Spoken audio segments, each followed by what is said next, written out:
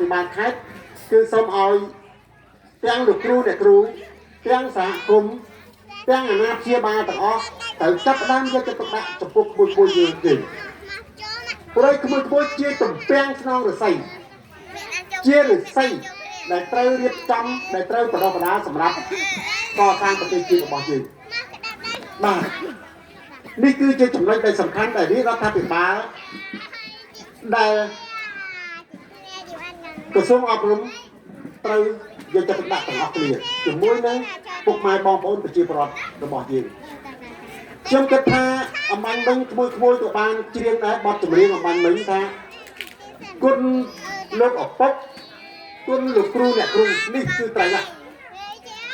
សម្រាប់ខ្ញុំជាក្មេងកាព្រាម្នាក់បើគ្មានគុណលោកគ្រូអ្នកគ្រូសម័យនោះទេ